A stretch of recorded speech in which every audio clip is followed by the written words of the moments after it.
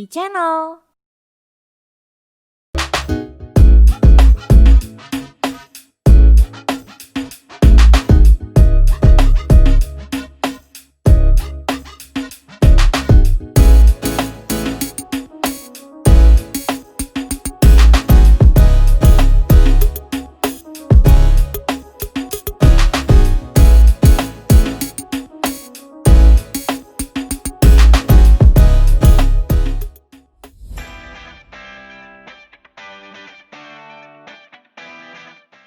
Peran dunia digital ya? Penting banget sih, soalnya mau nggak mau musisi beralih platform ke digital dari yang biasanya sekarang mensiasati lah. Dari biasanya yang kita sering live musik langsung, interaksi dengan fans, dengan penonton langsung, ya mau nggak mau sekarang kita nggak boleh gaptek. Jadi digital itu ya harus, dan musisi harus adaptasi. Gitu aja sih, musisi harus bisa adaptasi, gitu aja sih.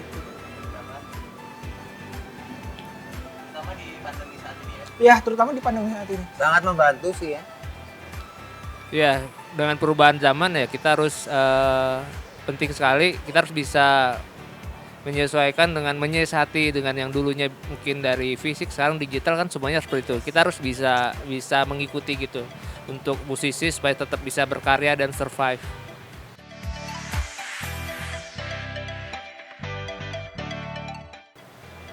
Plus minus sih menurut saya, plus minus banget. Ya.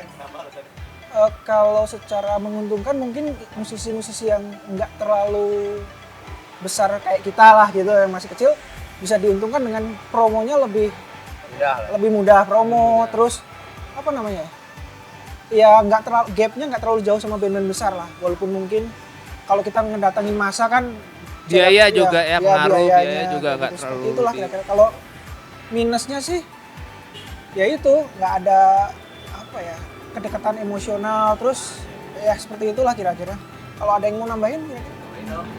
Ya, Dan betul tadi kata Mas Hardi ya, tapi keuntungannya kalau kata saya lebih banyak sih ya, di sekarang media sosial dan lain-lain, kita bisa lebih marketingin sendiri gitu kan, ada teman-teman, teman dekat dan lain-lain, pokoknya semuanya bisa saling bantu dari promo kita sendiri, nggak perlu pakai label kan bahas nih ya sebetulnya ini ya. Emang promo dulu ya Bang ya, zaman-zamannya fisik gitu kita butuh label karena untuk marketing promosi gitu. Tapi kan sekarang kita bisa pasarin sendiri. Berdikari lah. Ya. Berdikari. bisa lebih luas penyebarannya. Kalau fisik waktu itu untuk sampai ke daerah kan susah. Kalau sekarang semua lebih mudah, orang bisa akses langsung lagu itu. Semuanya lebih dapat. Cuma memang mungkin perbedaannya kalau digital mungkin orang jadi kurang eksklusif kali ya kan, terlalu mudah mungkin seperti itu gitu. Jadi sekarang yang berbentuk fisik itu beralih fungsi. Mungkin bisa jadinya jadi bukan suatu jualan lagi tapi jadi koleksi mungkin. Maksudnya lebih seperti itu punyanya.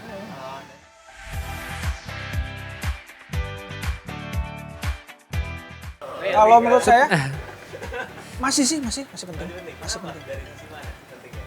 Karena band di enggak masih butuh sebuah wadah buat kan kita nggak bisa terlalu bekerja sendiri, mungkin wadah buat melebar kolaborasi lah. Kita jadi sistemnya sekarang mungkin lebih kolaborasi ya, dari segi band sama label, kita sama-sama kerja dengan Saling menguntungkan. ya saling menguntungkan. Kalau sendiri juga sih sebenarnya bisa sih, cuma memang lebih berat sih, Ya. effortnya lebih berat sih.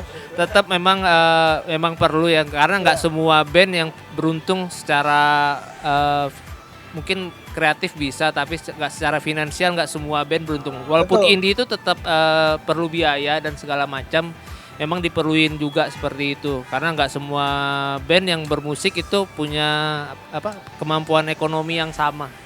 Ya betul sih, seperti itu kira-kira.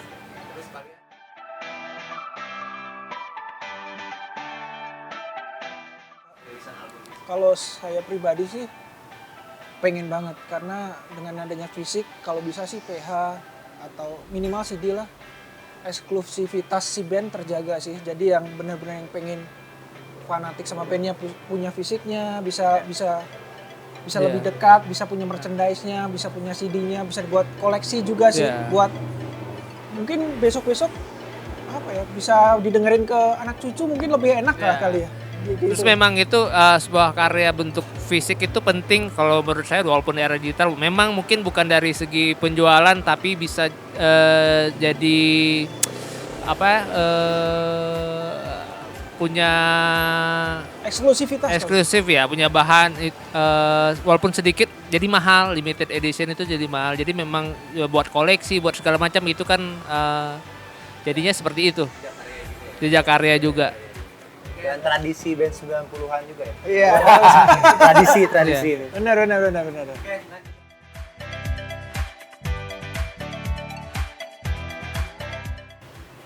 Oke nih, kita mau coba di lagu kedua ini bawain Single lagu- pertama ya? Single pertama dari Trian. Trian nih.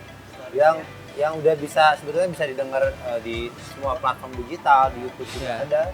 Dan judulnya tuh Cukup Dulu.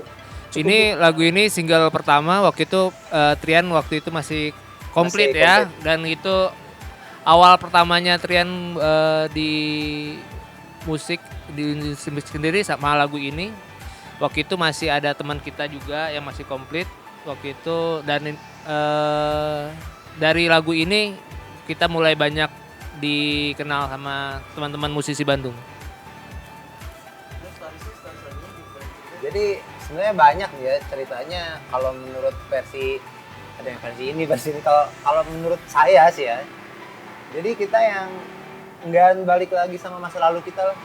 Udah cukup dulu aja, jangan sampai sekarang seperti dulu lagi kalau pribadi saya gitu ya. Iya sih. Gitu. Move on intinya. Move on. Dan proses lagunya nih kita banyak ke jam di Nge-jam. studio, nge-jam banyak Jam di studio. session. Jadi memang benar-benar jam session. Oke. Oke, siap langsung. Oke, daripada penasaran nih, kita langsung aja cobain lagu Trian Cukup Dulu. Cukup dulu.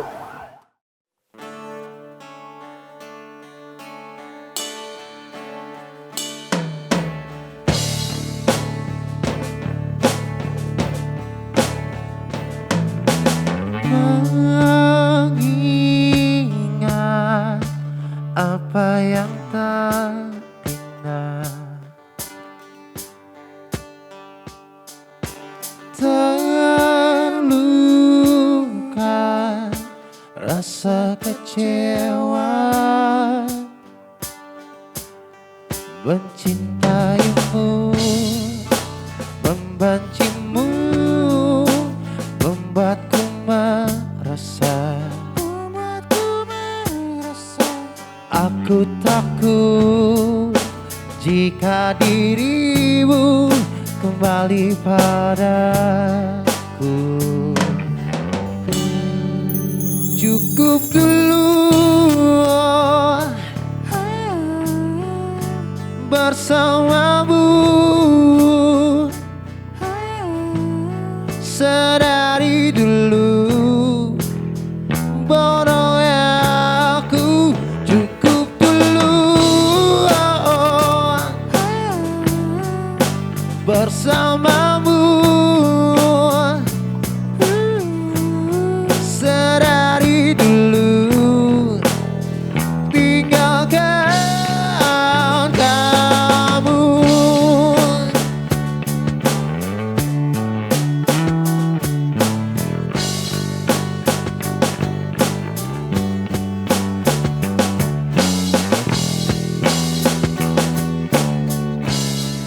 Mencintaimu, membencimu, membuatku merasa aku takut jika dirimu kembali padaku.